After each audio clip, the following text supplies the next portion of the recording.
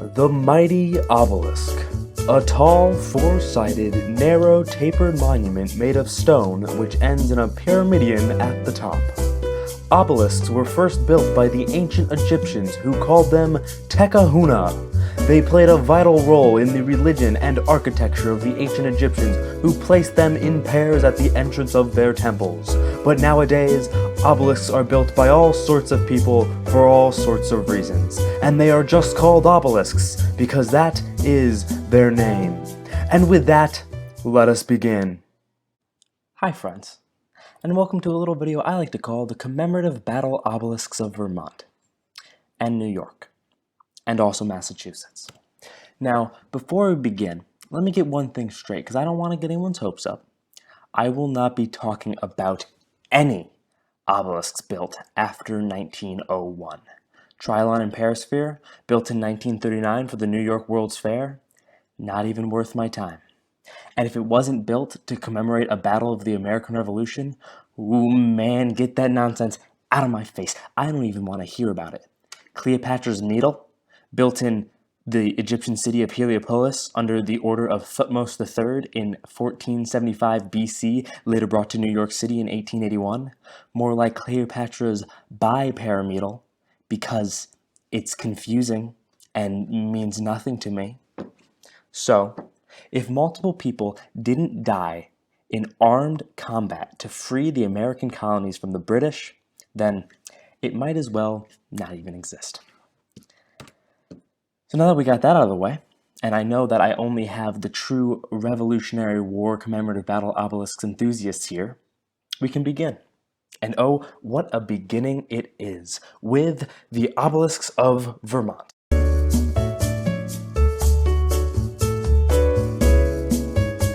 The first, and also the only, obelisk of Vermont that I'll be talking about today is the Bennington Battle Monument.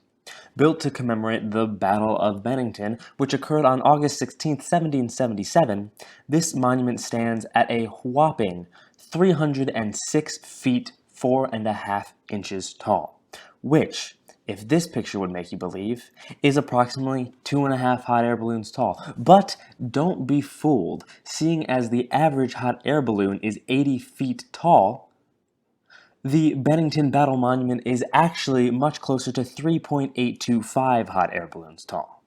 There. Isn't that better? Either way, the Bennington Monument is the tallest monument that we will be viewing today. But does that make it the best? Yeah, it probably does.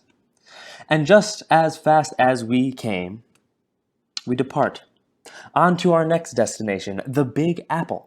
The Empire State, the place that has never slept. The bada bing to your bada boom, New York.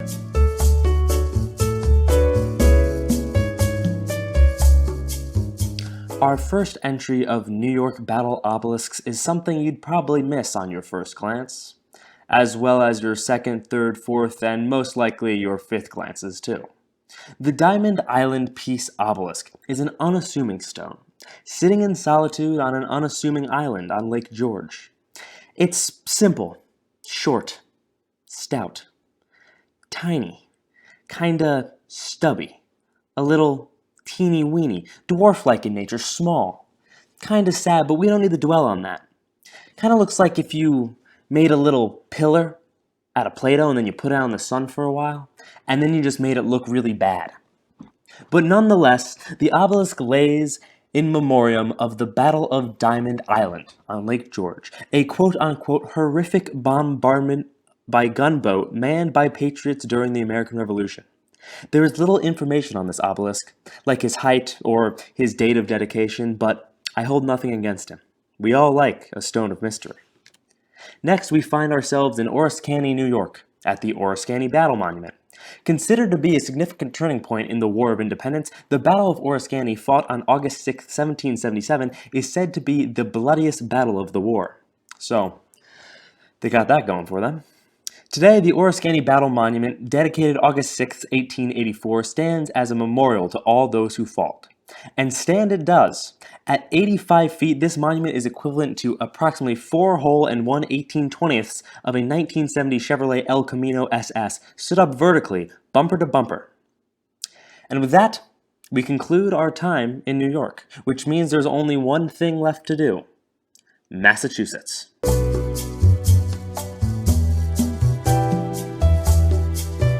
The first stop on our Massachusetts Monument tour is the old burying ground at the historic Jason Russell House in Monotomy.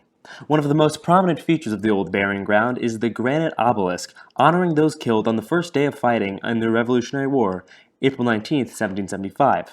This obelisk has no name, but it does have a height, and that height is 19 feet, or approximately 3 Mayor de Blasios if they were stacked on top of each other.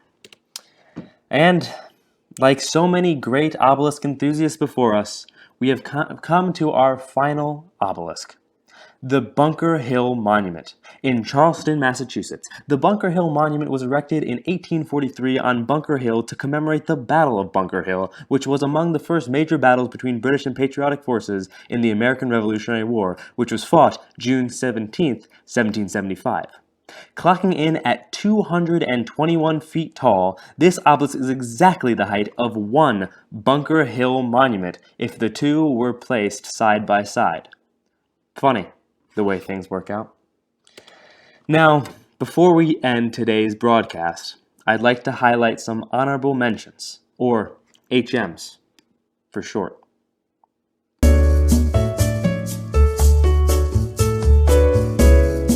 Our first honorable mention was built in 1887 to commemorate probably the most important battle of the Revolutionary War, the Battle of Saratoga.